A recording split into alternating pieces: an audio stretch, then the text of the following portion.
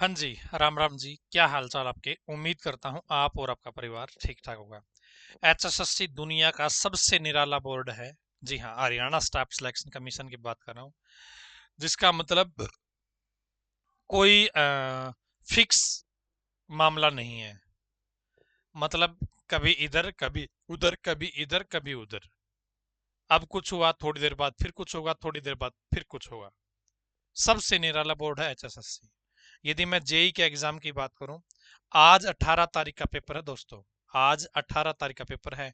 और यदि आज सुबह तक बच्चे एचएसएससी ऑफिस में खड़े हुए हैं और वेट कर रहे हैं कि उनका कुछ समाधान होगा, वे वैलिड है, वे योग्यता रखे हुए हैं, जिन बच्चों का नाम आया उनसे ज्यादा नंबर लिए हुए हैं, फॉर्म भी सही से भर रखा है, लेकिन वे बच्चे आज भी लाइन में लगे हैं कि हमारी पुकार सुन लो, हमें भी एग्जाम में बैठने का मौका दो, मैं वैलिड बच्चा हूं।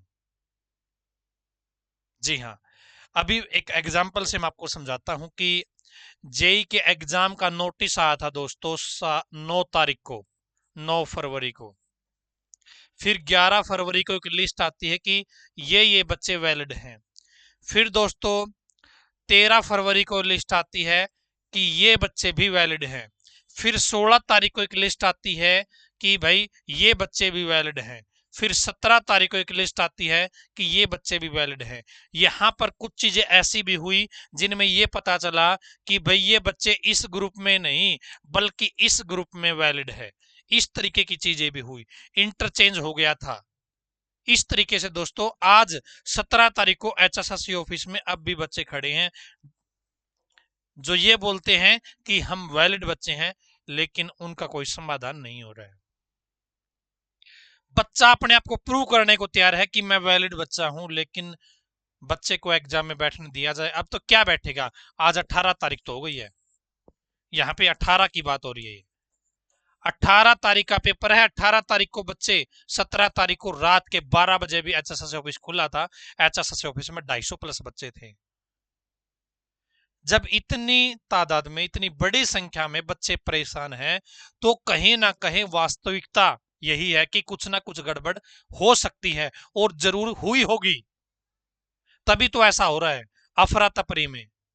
इन्होंने पहले लिस्ट लगा दी एक, क्या है, एक लिस्ट पहले लगा दी 18 फरवरी को। फिर मामला कोर्ट में चला गया। फिर 1400 बच्चों का और लिस्ट में नाम ऐड कर दिया गया।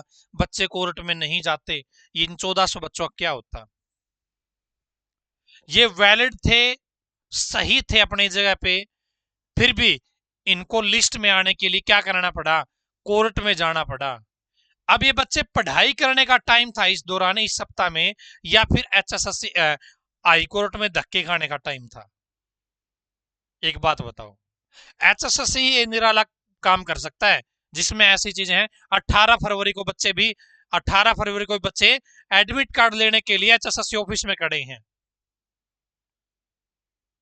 उनको ये नहीं पता कि भाई इस बच्चे का नाम ग्रुप 1 में डालना है, ग्रुप 2 में डालना है।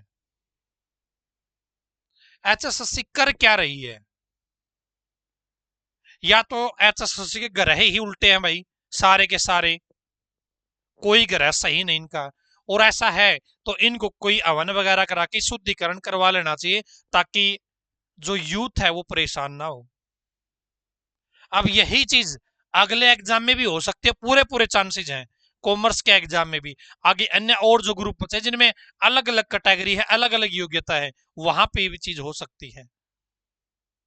पहले 56 स्थान वाले टीजीटी वाले, फिर आपके अन्य ग्रुप वाले, फिर आपके ये वाले, अब आगे और एग्जाम होंगे तो उनकी भी बारी आएगी, नंबर सबका आएगा।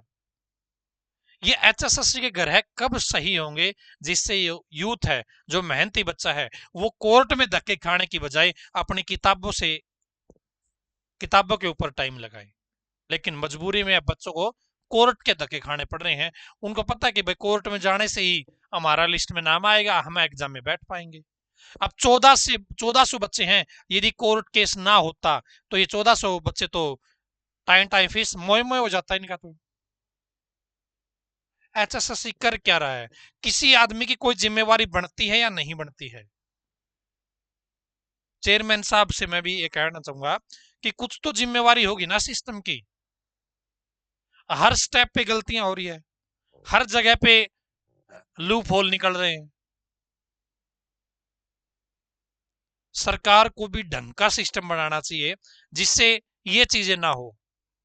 अब सरकार 5, 10, 20 हजार भर्ती देगी, लेकिन इतनी वाई वाई नहीं लूट पाएगी जितनी होनी चाहिए थी, क्योंकि बच्चे को, बच्चा बाहर बैठा है, उसको ये नहीं पता कि उस बच्चे को बाहर किस कारण से किया गया है।